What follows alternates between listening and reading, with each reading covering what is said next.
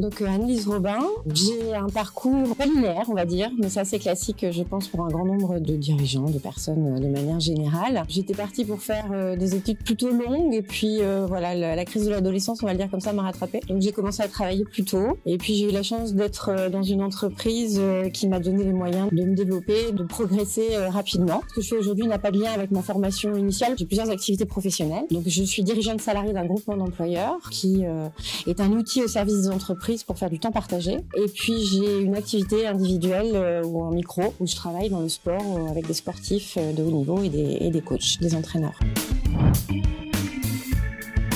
Alors le MEDEF, c'est une rencontre d'il y a très très longtemps, puisque moi je suis tombée dans la marmite de l'engagement, on va dire, quand j'étais petite. Eh bien mon premier mandat MEDEF, j'avais 25 ans et c'était la santé au travail que j'ai gardé de très nombreuses années. Enfin j'en ai eu un certain nombre et donc celui que j'occupe actuellement, c'est celui de l'IPR, l'instance paritaire régionale de France Travail maintenant. À l'époque c'était Pôle emploi. On a à peu près 2 réunions par mois et il y a un volant en fait politique à cette mission-là et un volant technique. On n'intervient pas en tant que tel dans la stratégie de France Travail, mais nous sommes consultés. Et puis on a toute la partie technique où là on est vraiment sur l'assurance chômage, sur la convention assurance chômage où les mandataires viennent travailler sur des sujets précis en lien avec la convention.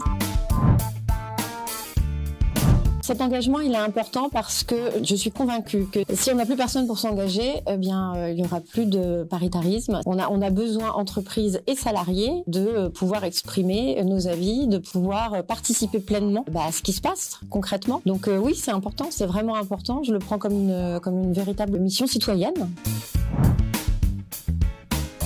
Donc le conseil qui est resté dans ma tête, ou en tout cas que j'ai retenu, c'est lève la tête et parle fort. Il y a quelques années, les femmes n'étaient pas vraiment représentées dans ce type de mandat. J'ai failli me dire, bon, en fait, c'est pas pour moi, quoi. J'ai pas ma place là. Et puis voilà, donc lève la tête et parle fort, c'est ça en fait.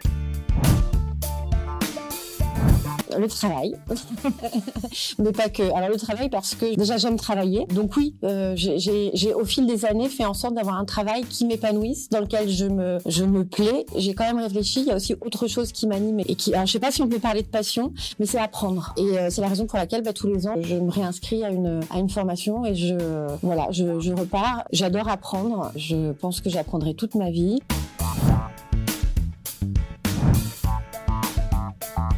Immédiatement, je pense à moi, à mes 18-19 ans, où j'étais une adolescente vraiment perdue, dépressive, anorexique, je le partage. Et donc, j'aurais envie de lui dire à cette adolescente, lève la tête et parle fort. Non, je sais pas. En tout cas, de croire en elle, de pouvoir imaginer. Il y a une phrase incroyable que j'aime énormément, qui est de Sartre, qui dit « On peut toujours faire quelque chose de ce qu'on a fait de nous ».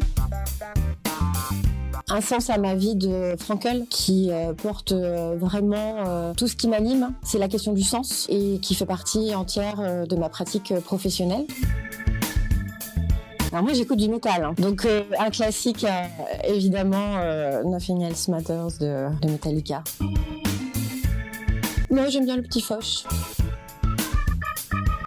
Ice Park, ouais, c'est vraiment le lieu angevin.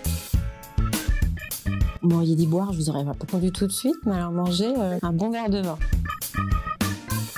Québec. Plutôt Norvège. Je serai soliste violoniste dans un orchestre. Jean-Paul Sartre.